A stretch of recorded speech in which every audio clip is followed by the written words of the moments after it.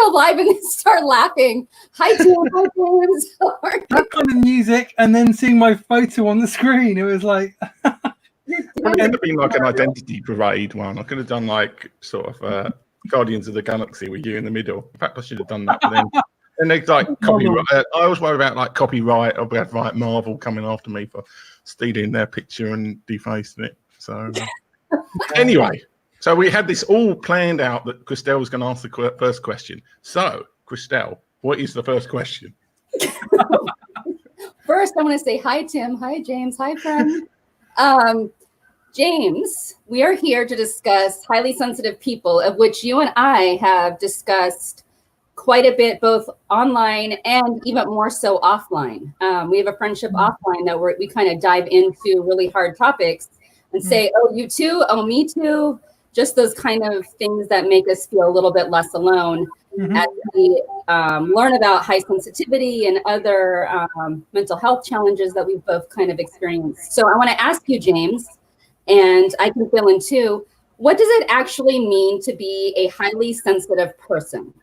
Because there's misconceptions with what that means. A lot of times people think it just means we get our feelings hurt, which in my case, that is true. I do have, there's no such thing as thick skin. I have no skin. So it is really misunderstood. The best way for me to describe it is to talk about my experience, an experience, a metaphor. That's how I work anyway.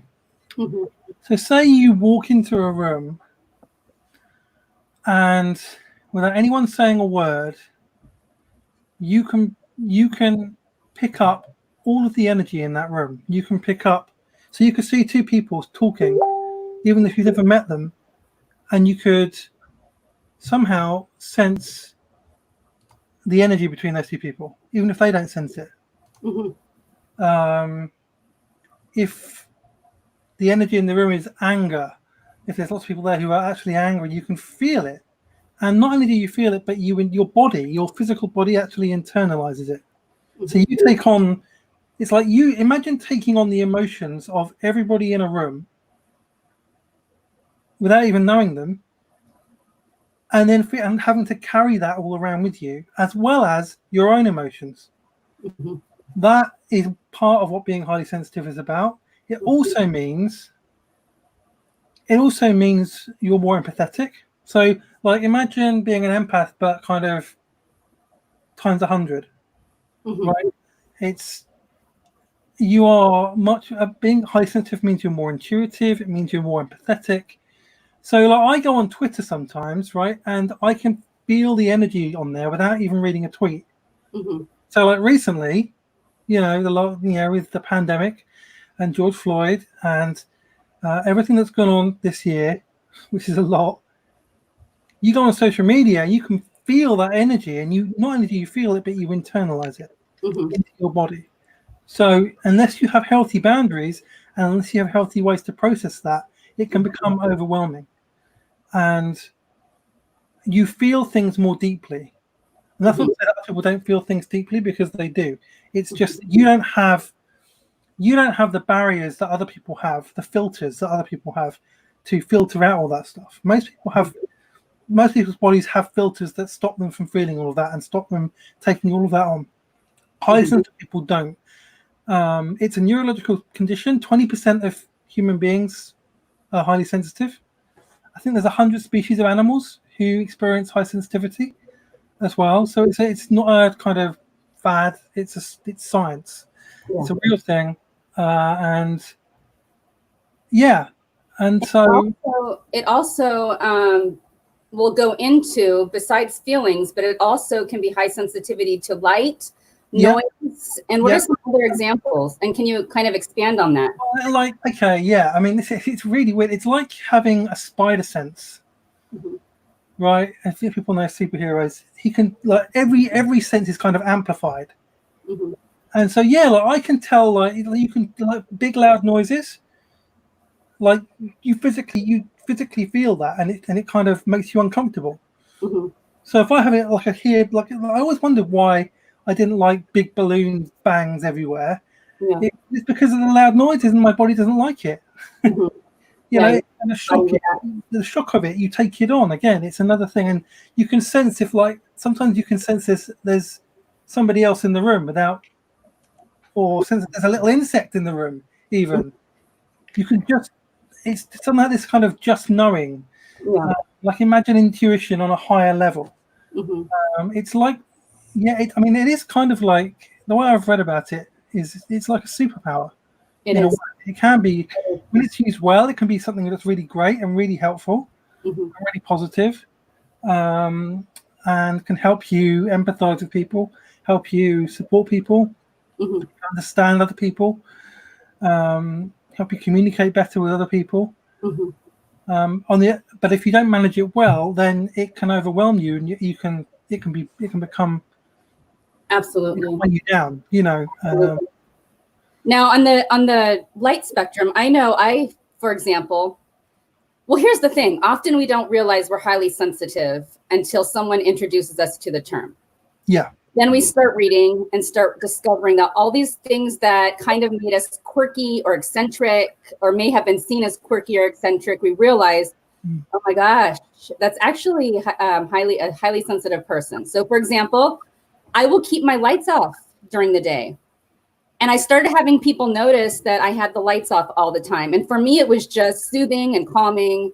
For other people, they thought it was kind of strange.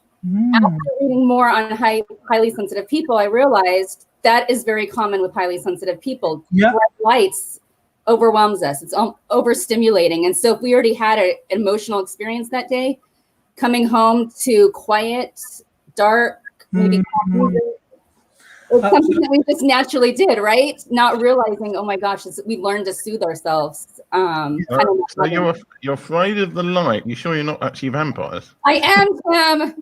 I am. Don't give away the secret, Crystal. You know, you don't talk about it outside.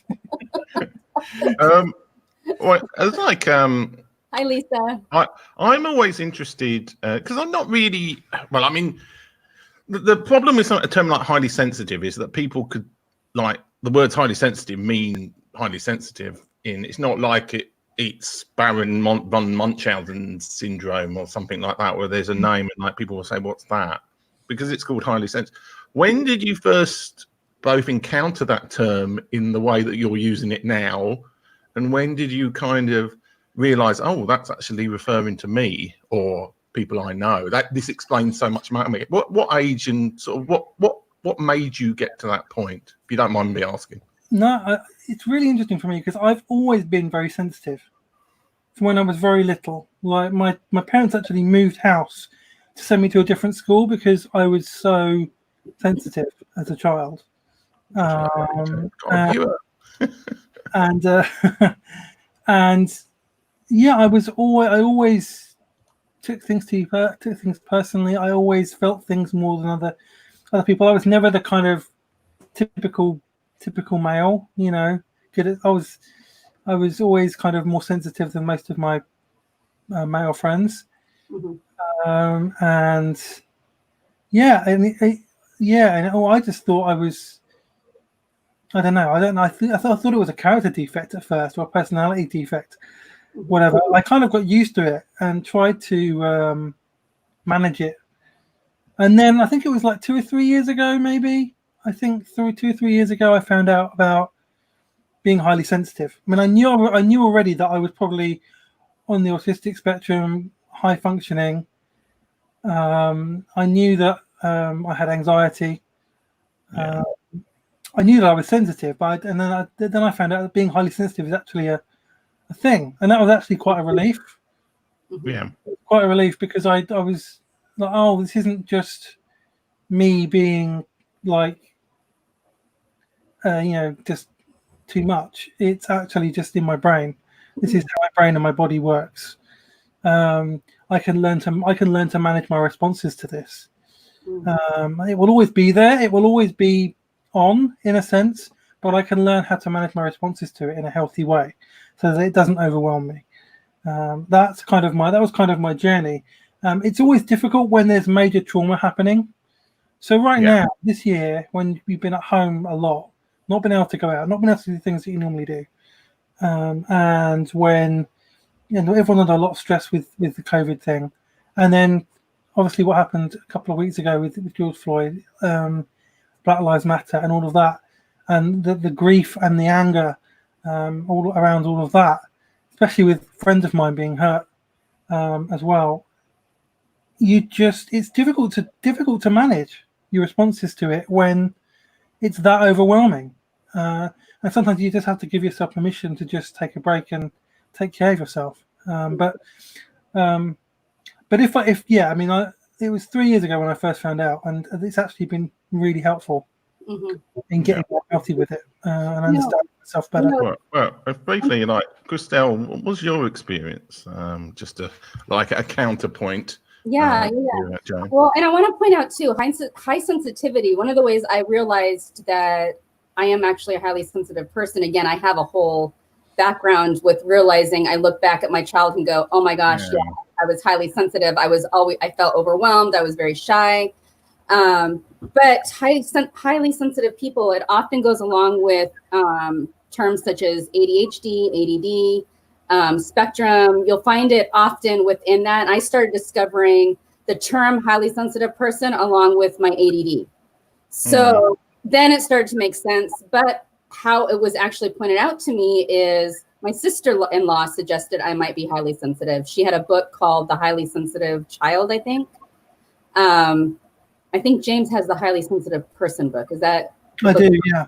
Yeah, I think it's. Yeah, I do, yeah. And so my sister-in-law pointed it out to me. I read the book and I thought, oh, yeah, that's me. That's totally just, I get overwhelmed in large groups. And what that means is, again, what I thought was just quirky me. Things like I like to sit on the aisle seat of a movie theater because sitting inside, I feel overwhelmed with all the people too close to me. Going to church, I want to sit as far to the side as I can. Not because I don't like people. I feel overwhelmed with too much energy around me. I want to sit on the end. This sounds great precautions for COVID infection, to be honest. You're already self-isolating for the whole thing.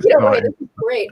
I actually, it's interesting being an outgoing introvert, highly sensitive, because I come across as so like bubbly and outgoing. And then, wait, you're getting too close. Too close. You want to hug me too close. You want to, I'm very inviting, but at the same time, I kind of tend to push people away because of the energy. And that's another weird, quirky thing about being highly sensitive that people don't understand. And quite frankly, I don't know how to explain. It's kind of this one of those things that. Can you provide like an example situation? Obviously, change the names to protect the innocent, but of a case where you look back and you realise, oh, the way I behaved may have seemed odd, but that's because I was a highly. I have a great example. I'm a highly sensitive person. So. Yeah, I have a great example. I'm sure James has examples too. In class, maybe 6 or 7 years old. Now realize I'm ADD, which means I'm not completely paying attention. I don't learn with the typical classroom setting of being lectured at. I'm in my head at all times. I'm doodling. I love to read. It's not that I'm not learning, but I learn differently. I learn by engaging, doodling, that kind of thing. So I'm in 1st or 2nd grade. I never engage with the class. I never raise my hand. I'm extremely shy. Nothing is funny to me. And then on top of that, I'm kind of tuning people out. And so a couple of things happened. One, I cannot tell you how many hearing tests I had, only to find out my hearing is just fine. So that's both a highly sensitive thing to kind of mask the overwhelming energy that I was feeling. And 2, tuning out with ADD. It's very common. I can't tell you how many people I've met that have ADD or ADHD that had their hearing checked as children and they were just fine. I'm one of them. The other thing was my teacher at that age, I specifically remember them meeting with my parents and saying, there's something wrong with Christelle. She never talks. She never laughs. She's not paying attention. She's only doodling. And at that time in the 80s, I mean, we're talking early 80s, ADD and highly sensitive people, it just wasn't talked about. It wasn't acknowledged, and it wasn't accepted. It wasn't known. It wasn't. And so now to look back, I can say this is exactly what was happening. I'm watching family members raise their children as highly sensitive people with superpowers, and it's night and day to what I experience. And it's beautiful because when we recognize these amazing qualities in children, we can kind of encourage them and empower them where their good qualities are and what we want to nourish and empower. So I'm seeing it night and day with family members raising their children. That was just one example. I mean, I could give you a million examples, but James, what have you experienced? What's some examples? Yeah, well, I think going to parties and always feeling after about half an hour, 40 minutes, that I just needed to go and sit down on my own. And part of that is being an introvert, but part of that is also just being sensitive, and there's so much energy in this room. I can't cope with it. I can't cope with it. And the other thing as well, I think for me, was when people would my vulnerability to my sense of humor level is down, in that I can't. There are certain points where a joke gets too much for me, where it, like, the boundary for it going too far with me is higher or lower or whatever than it is with other people. So some people I would get upset at a joke that I thought had gone too far, and people will say, "Why are you taking it so seriously?" And it's like, I wasn't taking it seriously. It's just that I was laughing to start with because it was funny, but then you took it too far. Yeah. Because my boundary is different to yours or to most people's. Yeah. And you can't go beyond that boundary with me because I'm sensitive, and that's just how I am. There's nothing wrong with that. I don't have to grow out of it or grow up or stop being a drama queen. It's just, no, that's how I work. That's how my brain works. I can't help that. And it's not my job to change that. It's other people's job to respect that boundary. And that's the problem, because most people don't understand what being highly sensitive is. It's not talked about much. Yeah. People aren't ignorant about it when they know about it. It's just that it's still not talked about as much because it's not, I don't know why, but it's just not as understood as much. And it's good that it's changing. It is really good that it's changing. I actually appreciate my parents because I think they spotted I was very sensitive. And they were always very, until I had my trauma anyway, they were pretty good about that and care of me.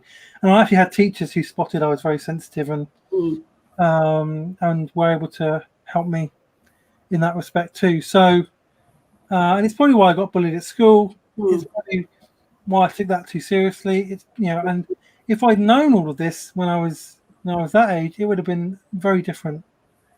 I think. But yeah, it does affect you. I mean, especially when people don't know what it is. People think you're being rude, or people think you're being a drama queen, or taking things too seriously, but you're not. It's just that your brain works differently. And James, you pointed something out on Twitter, and I was applauding you because I was like, I do the same thing. You said you'll be surprised when highly sensitive people suddenly get very direct. And I was so the same way, because we come across as so easygoing and so friendly, but then there's a line and there's a boundary, and suddenly you see this, I need to be direct with you, and this is how I'm feeling. And it catches people off guard because they're so used to, the friendly nature and the kind of the free spirits. And now, especially because we have experience with being bullied, especially because we have experience with, I got distracted with something very obscene. We have experience with having to deal with abuse and having heard, you're too sensitive. You know what? I'm very sensitive, and I'm going to stand up for myself now.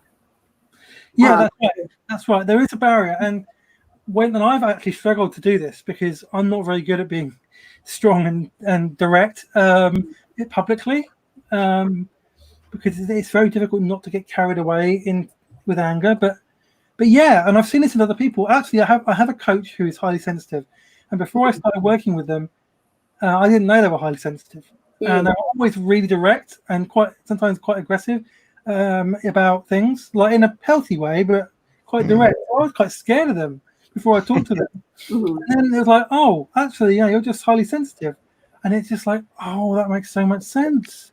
And it was like, oh, I can be like this. This is how I feel sometimes. So, like, if you cross that boundary, because we've got so much emotion we're carrying, and we're carrying not just our own frustrations or anger or whatever, but other people, but like loads of other people's.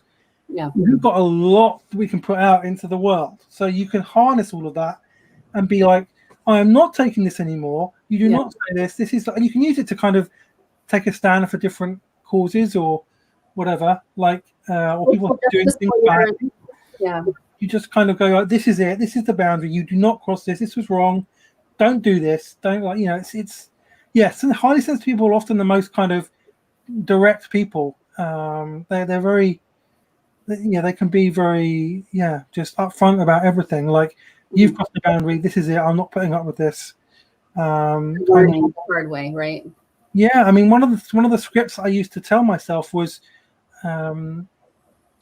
everyone thinks I'm a walkover. Everyone thinks I'm just like this nice guy who'll just let people manipulate me or let people walk all over me, let people do whatever they want because he's sensitive and kind. But I'm not this. I'm not a walkover. Yeah. I didn't get. I mean, like, having been through a lot of trauma, I didn't get here by being a walkover. And also, being sensitive doesn't mean you're a walkover at all.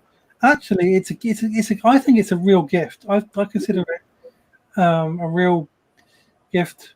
Yeah, that I feel privileged to be highly sensitive. I'm glad I'm highly sensitive. Because of your high sensitivity, what do you find yourself drawn to? For example, I know you're drawn to social justice issues. Because of your high sensitivity, what do you find yourself drawn to? Yeah, I do find myself drawn to people, especially people who've been through or are going through what I have been through. People who struggle with mental health, people who struggle with anxiety, people who have experienced grief and lost a loved one, or any kind of grief. I always find a lot of empathy with those people, and I want to stand in solidarity with them. But yeah, you're right. Social justice issues as well. It's almost easier to gravitate towards that because you feel empathy, because you are taking on the pain that other people are feeling, so you can feel it, and you can empathize with it, and you can connect with them and what they're feeling, and you have that, and because you're sensitive, you desire to stand in solidarity with them and support them and do the work. It's a natural thing to do if you're sensitive. Yeah. I think so. Yeah, you kind of feel drawn to that. I think also being creative is a very big thing when you're sensitive. It's a natural expression of yourself, because you're very in tune with yourself and connected to yourself and connected to the world in a way. So you have a lot to put out into the world. You have a lot that's already kind of in your body that you can use to create things. That's a good point. Highly sensitive people tend to be very, very creative and out of the box thinkers. I mean, in fact, where's the box? We never saw a box, right? Yeah, there's no box. There's a cat. There may or may not be a cat in the box. There's the box. What box? James, can I move this in a new direction? Because we want to talk about creativity. You have dreams for creativity, and that does go along with HSP. Tell us about your creative aspirations, what you've done in the past, and where you want to be with creativity. Oh my word. All right. Okay. So I've written a few books. I've written a few ebooks. One about writing a few years ago, which did really well. And I had a book come out 3 years ago, which talked about grace and the concept of grace and being loved as we are and accepted as we are and accepting ourselves as we are. I've done a lot of blogging in my time as well. I've written for a few publications, and I love writing. I used to love writing. I had a major trauma, which kind of screwed that up for a while, but I'm getting back into writing again. For the last 5 years, I've hosted a podcast called the Poema Podcast, which is poem with an A. That's how it's spelled. And I've done about 200 and something episodes now, and I love it. I absolutely love it. And I get to interview loads of great people. I get to learn from great people. I've made some really good friendships. It's allowed me to be creative without writing for a while, which is what I needed. And that's going to continue. I am writing a book talking about my childhood trauma and grief and healthy and unhealthy responses to grief and trauma and kind of transformation, deconstruction, deconstructing your life. And yeah, all of that. That's that book that I'm working on right now, and that's really a memoir. It talks about everything that I've been through and what I learned from it. Really, that'll cover mental health. It will cover faith deconstruction. It will cover grief, and it will cover. It'll be all connected. It's all connected. So yeah, I'm excited to write that. I'm working on that, and so.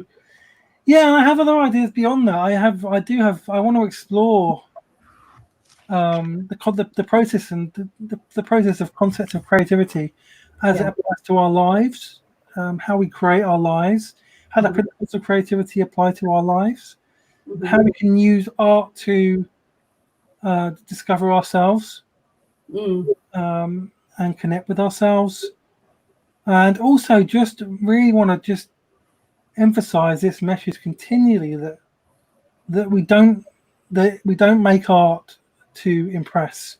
We don't make art we don't make art because we want money. We don't make art because we want a platform. We don't make art because we want to be famous. We don't do that. That's not. You won't create great art that way. You want to create great art by just listening to what's inside of you and making the stuff that's already in you. And often what happens is that resonates with people more than things that This is a long-running joke. Right. So Tim Stone, that's a creative. Yeah, well, I don't know. Are they alive? Tim Stone is one of our friends who we have a running joke about donuts, and we have a goal. We have a goal to get him a sponsor for Dunkin' Donuts or from Dunkin' Donuts. Yes. With him. He's one of our friends. And the other way to think about that is that I just had this thing. Actually, every living being is creative in some ways. You think about how birds make their nests and stuff, and how animals look after their young or find food or protect. Like creativity is kind of the engine of how we evolve and grow and change as human beings. Like the whole, in imagination. You can't stifle imagination. We wouldn't be where we are if we didn't have imagination. Scientists don't make discoveries without imagining the possibility of a discovery. You need imagination to make scientific advancement. It's imagination that we learn how to cure not all diseases, because we haven't cured COVID yet. But when we develop a vaccine, it's because somebody will use their imagination and come up with something that will stop the COVID thing. So imagination and creativity is everywhere if we're looking for it. Yeah, it's exciting when I'm talking about this. I always do. So this is what I want to explore: the whole concept of creativity. I want to write a book about it, and I want to do some workshops and other things around it. I have a few ideas of things that I want to do for the future. That's what I want to explore. Because I believe that creativity is in every area of our lives if we look for it. And harness that, we can make a big difference to the world. Yeah. Can I ask you a question about your podcast? I mean, I'm a fellow podcaster and I've done about 150 odd episodes. So I haven't done one this year. So whether that still makes me a good podcast or not. Right. But what would you say is the biggest thing that you've learned from the guests and the people that you've interviewed? Because you must have interviewed like loads of people. What have you learned from a creative and just from a general kind of lifestyle point of view? What's the biggest learning that you've learning? Is that right? We're learning from the show that you've done. I think one of the biggest things I learned is that I'm not alone. Yeah. There are a lot of people out there who've had similar experiences to me. I've also gained a lot of wisdom about my spiritual journey and where that's going. and what that looks like, and a new framework for it. I think I had a big epiphany with a friend of mine who I met through the podcast. I went to stay with her in the Netherlands, and we recorded the podcast at her house, and we were talking about emotional health and Jesus.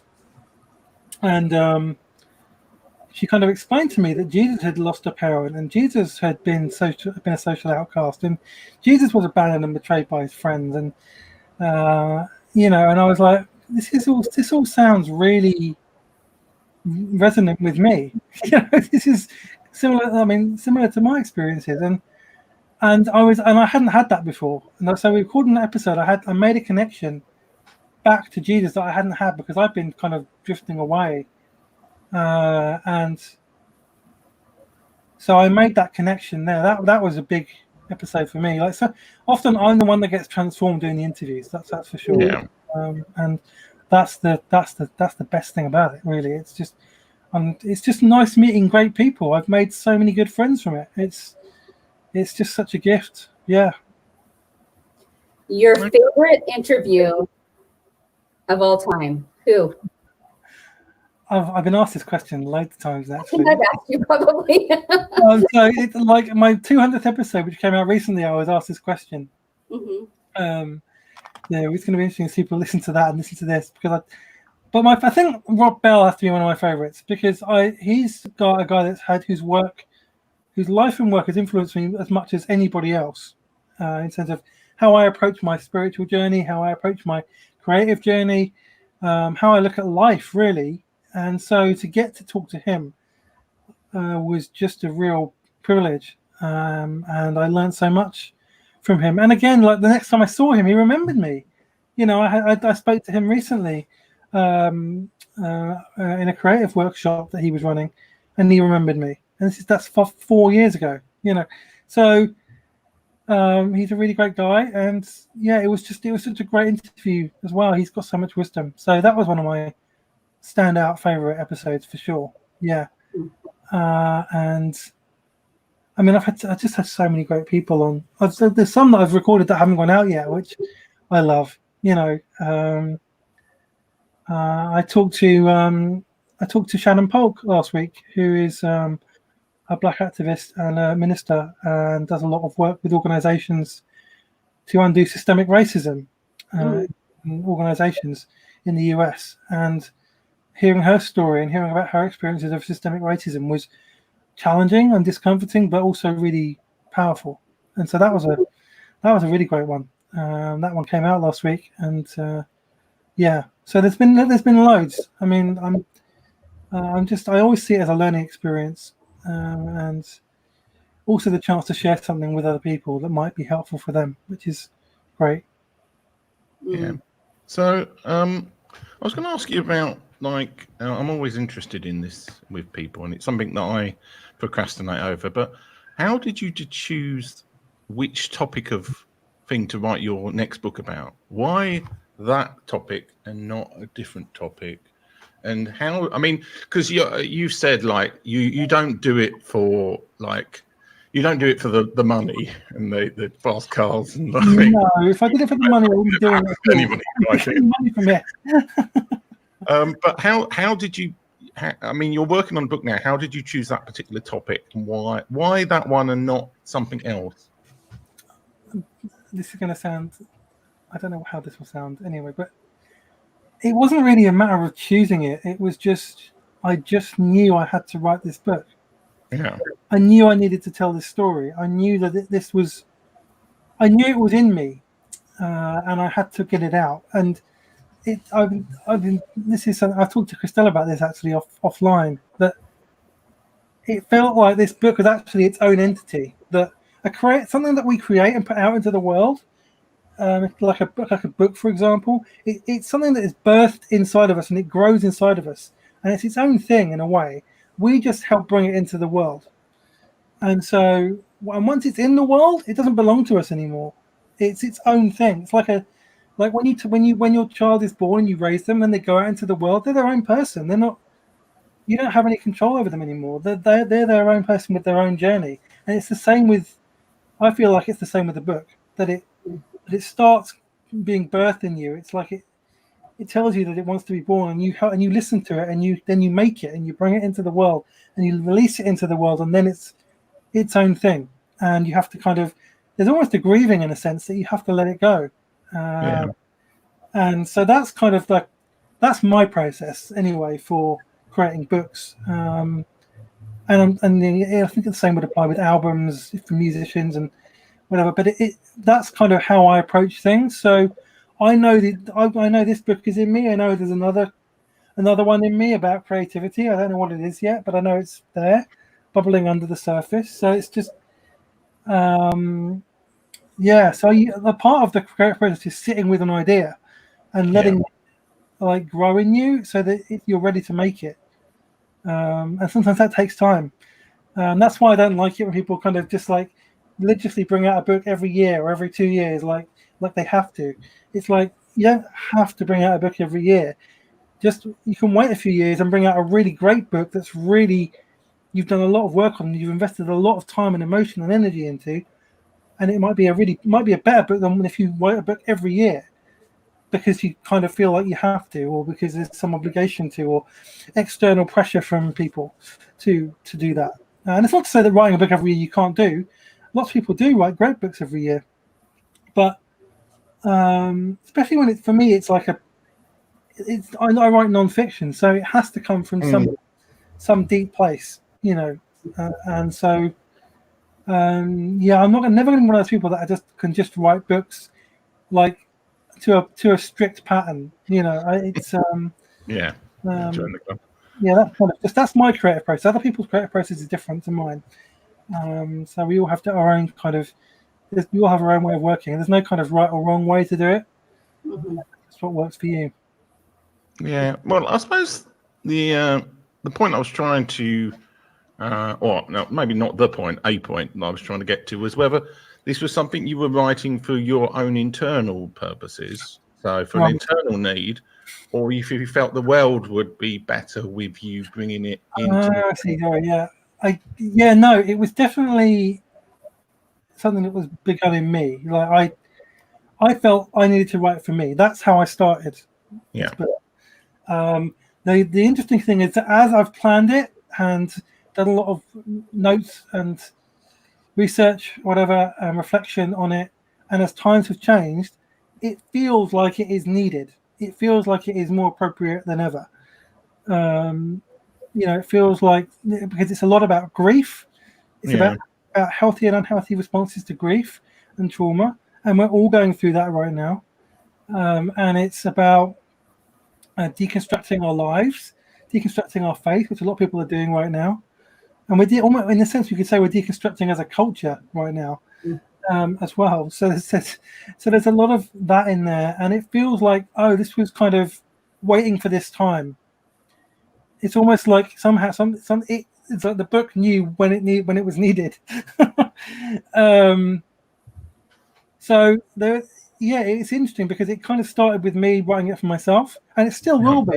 Part of it is about processing all of that stuff that I need to write about and kind of getting it out of me. But it kind of feels like, there is actually a reason for this. There is a purpose to this. This could actually help people, and that's just a bonus. I mean, that's the idea that something I make could actually help someone is like, wow, it blows my mind. Like, if I get even one email from people about how a podcast or a book has impacted them, that just blows me away. Well, I'm really just overwhelmed with gratitude for that, because I don't think about that when I'm making things. Really, I don't think about, somebody might actually read this and benefit from it, or listen to this and benefit from it. It doesn't occur to me sometimes. Like when I get feedback from podcasts, and it's like, I didn't realize, I didn't realize that people were actually listening. When I see that people are listening to my podcast in India and Canada and America, like most of my listeners are in America, actually. Yeah, most podcast listeners are in America. So Christelle listens to it. It's a real privilege, and that's not my first thought when I'm making something, but obviously it comes into your mind, like, who could this help? And it does help when I'm writing a book to know a person or a few people that I am writing this for, to have them in my mind. But that's never a compromise on the artistic integrity of the book and the message of it. Yeah. So, are you somebody who plans your books? Plants the arguments, and how and what kind of detail do you plan them, and how does your planning process work? Because for me, the rare times I write books every couple of years, I spend way more time planning them than actually writing the book. Yeah. Like, once I've got the plan, I can write the book really quickly. It just takes like a year to do the plan half the time. Yeah, I mean, I worked with a book coach I spent the whole day with them in LA last year. Yeah. And I had all these notes. I've done all this stuff for them beforehand to give them an idea of what we were doing. And yeah, we worked it through, and suddenly it became from a bunch of ideas that I had without any real direction. Suddenly, we had a chapter structure. We had a title, which ultimately will not be the title of the book in the end because the book's changed. But we've got a chapter structure. We've got what's in each chapter, what stories are in each chapter, what I'm going to talk about in each chapter, the point I'm trying to make at each chapter, where I want to leave each chapter, kind of the story loops going throughout the book. And it means that when I come to write it, it'll be a lot easier and a lot quicker. Yeah. And because I have kind of this methodical part of my brain. I'm an Enneagram 4, but I have a 5 wing, so I have a kind of methodical side.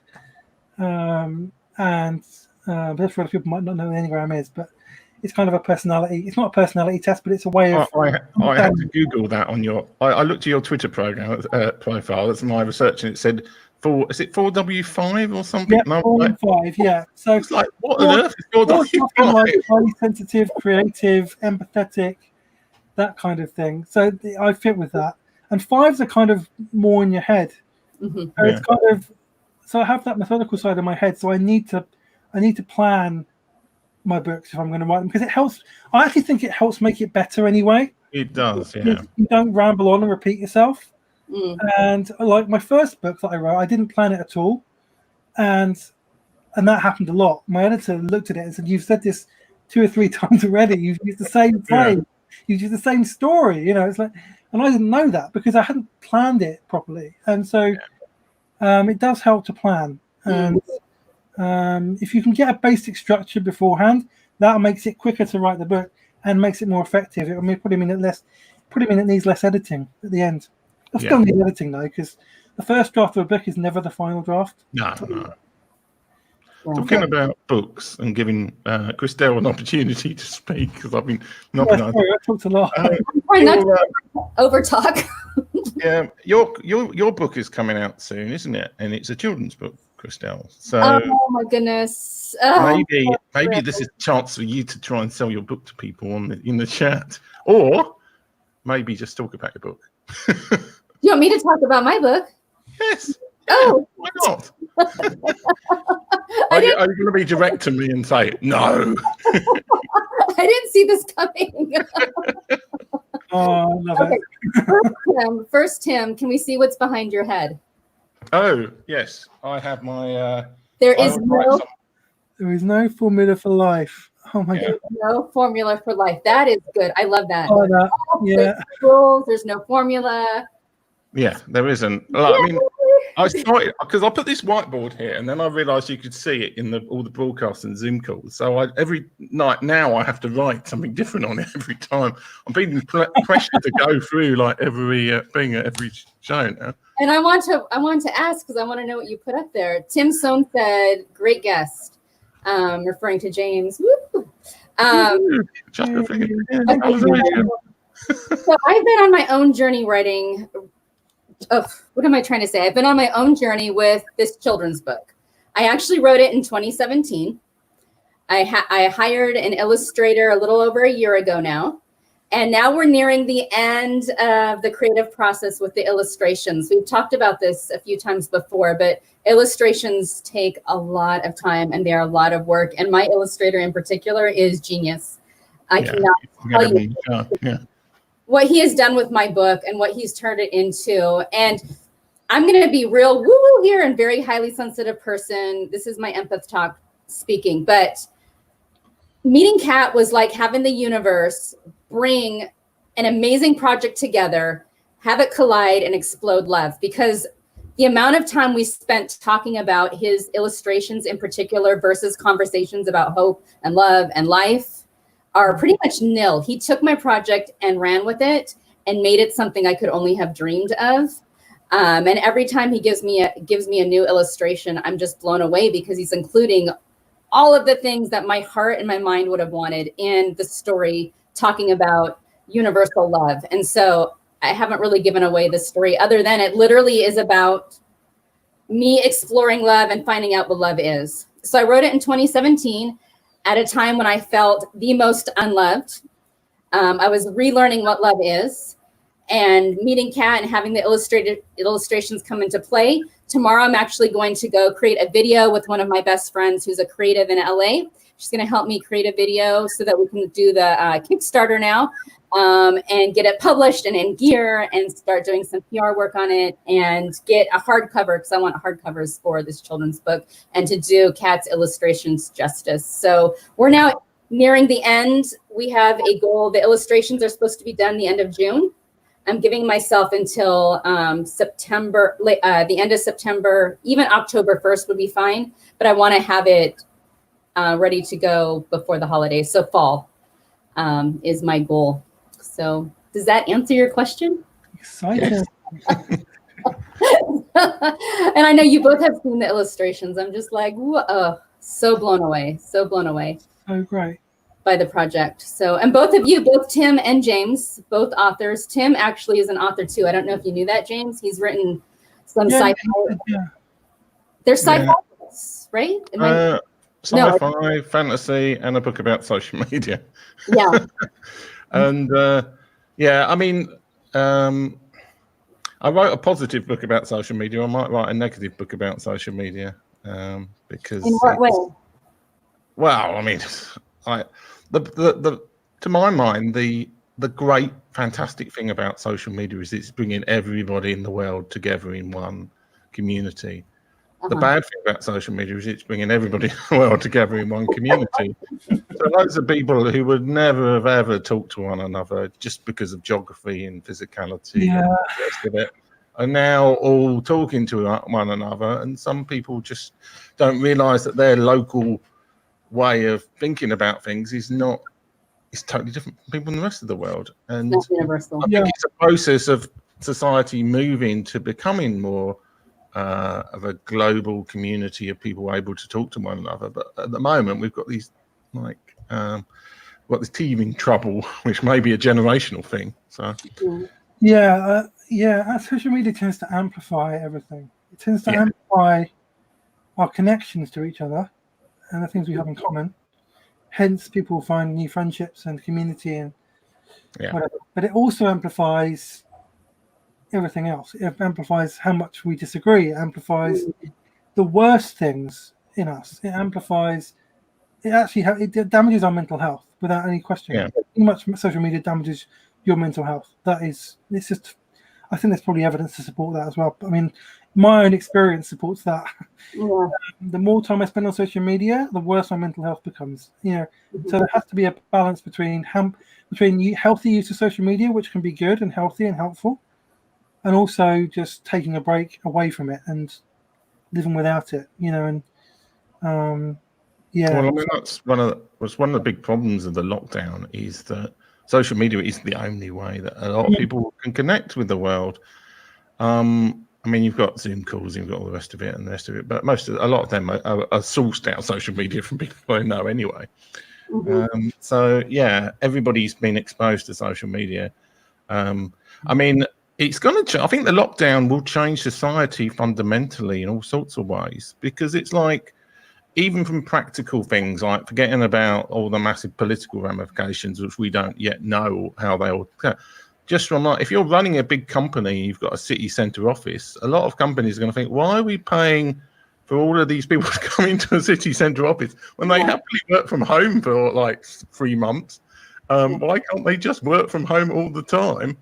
And then we'll just have the And you can see that it might change, like big cities like London, San Francisco, and places like that with inexorbitant corporate and other rent. A lot of companies might move out and think like, well, there's no point in having all of this.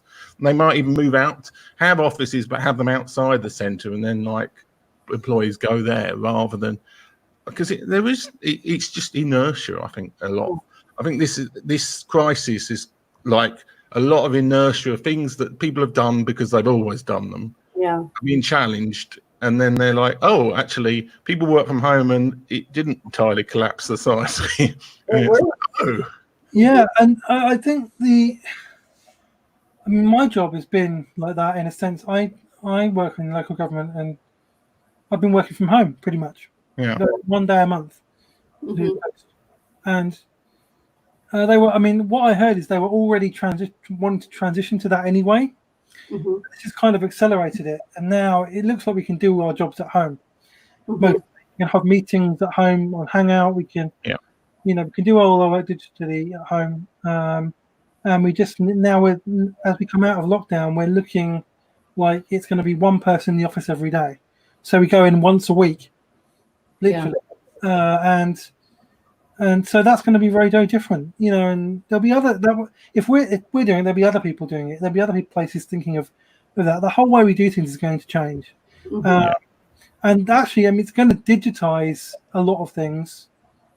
We're going to use new technology a lot more in how we work, and so that's going to be an interesting transition as well. So Absolutely. yeah. I will say, I think social media, going back to your point, Tim, originally, social media bringing people together from around the world and having discussions like this, I'm happy personally that I can get a broader worldview and kind of get out of my bubble. Because we don't realize that there's this whole other worldview, and we're so stuck in, for example, my American bubble. Yeah. There's a whole other perspective out there that I want to learn from, and I want to know, and I want to be challenged by. And I think that would be a positive example to us being able to kind of chat with people from around the world. I learned so much from, people like you, Tim, and James, and other people that I know around the world. And it really forces me to start thinking with a broader perspective. And I see that as a really big positive in social media. So I have a question for both of you, and I like to go deep. Are you ready? Fasten your seatbelts.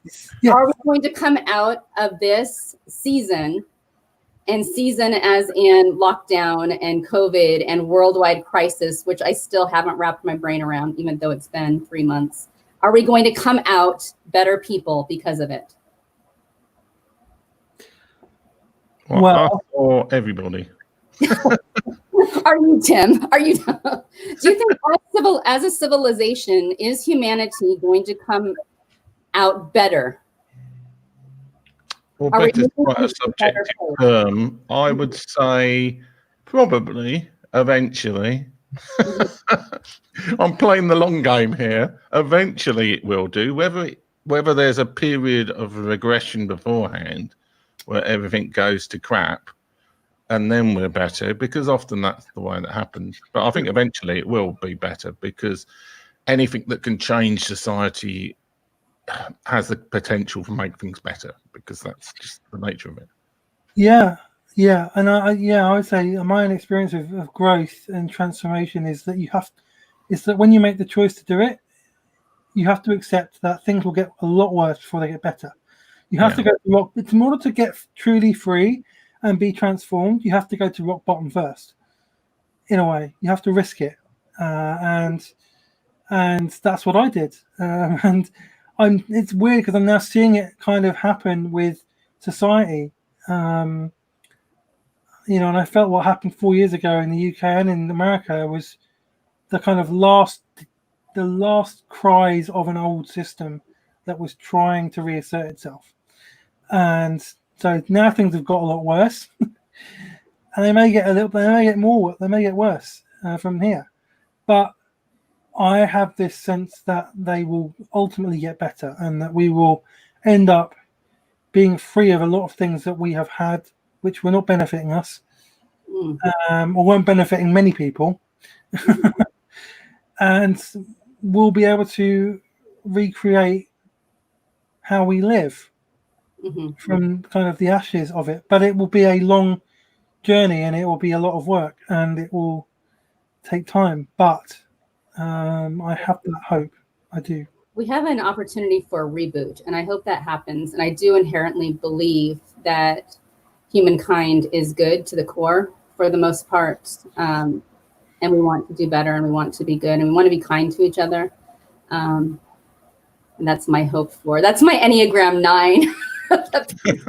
That's my hope for the world. I did an Enneagram test, but I can't remember what the number is. I'm like the help. Is it helper or? Are you a 2? Yeah, The help is a 2. Yeah. Oh yeah, okay, yeah. But they didn't. They just had some picture of somebody helping somebody. They didn't have the number. Well, they may have had the number, but then I found out I was slithering on a quiz thing that Christelle made me do the other day. So He says Slytherin. That was shocking. It's okay. It's okay. Slytherins are good too. well, I mean, it's like there is something about. I've mentioned this on the show before, and like, there's 2 highly sensitive people who are various Enneagram types. You are like, how do you think that being able to categorize yourself into categories helps you understand those aspects of yourself? Yeah. Or do you think that have you felt at times limited by the fact you're Gryffindor, whatever, Gryffindor highly sensitive? I don't see them as kind of limiting boundaries. Like it's a big danger with Enneagram numbers, personality types, being highly sensitive, whatever, that you can use it as an excuse for certain behavior, and you should not do that. You shouldn't. There is bad behavior is bad behavior. Whether you're sensitive or you're an Enneagram, whatever you are, bad behavior is bad behavior. But what they can be is they can be starting points for growth. Right, so I see my Enneagram 4 as kind of like, this is kind of who I am, but I don't have to just fit in this box. I can be who I am. This is kind of the starting point, and I can just go from there. Being highly sensitive, that's who I am, and I can learn to manage my responses to being highly sensitive, but it doesn't get to control everything about me, or it's not an excuse for me to behave badly, or it doesn't hinder me. I actually find that knowing that about myself has released me. Actually, and I feel like like I said before, I feel like it's a gift, it's a blessing, if you want to call it that. I'm grateful for it, and I can now use it for good. I can use it to help people, and that's. So have you both got your superhero outfits ready then? It's like the highly sensitive superhero. Yeah. T-shirt. I love Superman. I love movies generally. But, a question I was going to ask earlier but forgot about, which some of our viewers or replay viewers, we should never forget the replay viewers, though even I usually do. If somebody's got a child and they think, that child behaves in a way similar to what you guys were talking about highly sensitive, how can they how can they work out if their child is highly sensitive? And B, what can they do about it if they are? As in, like, what's the best way to help them develop? Like, what is the right and wrong things to do with a highly sensitive child, and how do you work out if they're highly sensitive or not? But I'm giving them the quiz. Well, I think I might have a nephew who is highly sensitive. I've started to notice some of the traits in him. Like loud noises. He doesn't like loud noises. He's quite intuitive sometimes. So I've got a feel, and there's history in my family of it. So, I just feel like this is an opportunity. I can come alongside him and just give him permission to be who he is, and help him understand himself, and say, this is what it will be like. This is how you feel sometimes, and it's okay. And maybe be somebody he can talk to about it as well, so that he's not alone in that, and he actually grows up knowing that it's a good thing and feeling empowered about being sensitive, rather than feeling like it's a bad thing and that, there's something wrong with him. And my sister's very good at his mother, and both his parents are very aware of these kind of things as well. So he's in good hands. But it's just about, I think, just teaching them to be okay with who they are, helping them understand it in a simple kind of easy way, in language they can understand, appropriate language, and just saying that, and showing them how this can be a good thing, and that this can be something. This is something amazing about them, and something unique and special about them. And it doesn't make them better than other people, but it just means that they're unique and that they're special in their own way. So that was kind of what I would say to that question. And what would you say, Estelle? I would say definitely read as much as you can on the subject, because it's going to be mind-blowing. It's going to change your view on what high sensitivity is.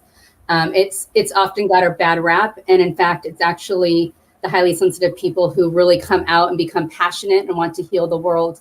A good example, besides the highly sensitive child, the highly sensitive person, and the highly sensitive parent, which are all written by the same author, and I'm forgetting her name right now, but we can put links in our comments later on. Elaine N. Aaron. There you go. Can you hold up the book, James? Because she wrote. Yeah, that's what I was thinking. Yeah, she wrote all the books I'm talking about. She's done a lot of research. Elaine Aaron, if I'm saying her name right. She has a great website with tests and with information and with all the books that she's written. I would say definitely go there. Glennon Doyle, her latest book, she taps into high sensitivity as well. She writes about one of her children who is highly sensitive. She's highly sensitive. Just reading people's experiences like hers helps us realize that passionate people and high sensitivity tend to be the healers, and it kind of helps us realize we're not alone. Children are not alone, and it encourages us to empower those children as well. And I think that's the number one key thing. I remember my own son being told he's too sensitive, and my immediate mama bear came out, and I was thinking, you know what, I really want to be able to empower my child to use his high sensitivity for good. He sees the world differently. He's compassionate. He sees where healing needs to take place. So key thing is empower your children where they're very much where their passions are. A good example too would be who's the girl who does all the environmental stuff? Greta Thunberg. I mean, her parents have empowered her to, have empowered her to take on the world. I'm not saying we need to take it to that extreme, though that's amazing. But that's just one example of parents very much empowering a child's passions. And I think that's really important. Yeah. Okay, so we're running just over the hour, and there's a question that Christelle likes to ask for some reason. It's usually not me that asks this question, so What is my question? Well, all right. Let me do it in this case. So, James, how can people find out about you and your books and everything else that you do? Christelle's fantastic at doing this usually. She must be a bit faulty today. Where can you find you online, James? All right. Okay. Well. Okay. I'm a podcast, which is POEMA. That's basically on iTunes. It's on Spotify. It's on Stitcher. Everywhere you get podcasts, you can find it pretty much. My website is jamesprescott.co.uk.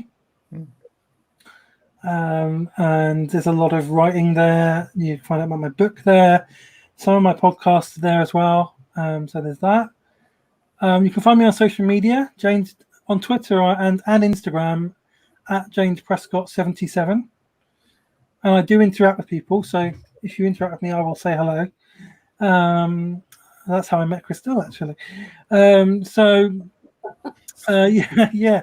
And on Facebook, James Prescott Writer, I think it is. James Prescott Writer and Podcaster, I think is the name of the page, but it's facebook.com James Prescott Writer, I think. And there's also a community for people who listen to the podcast. So just go to kind of facebook.com groups poema podcast, and you'll find it. So, and there's a poema podcast page as well. So, yeah, please do connect with me and listen to my stuff. And yeah, I'd love to hear from you. Honestly, we'll put your links up on, or if you want to put your links up on the comments after the show. Yeah. Thank you, James. Thank you, Tim.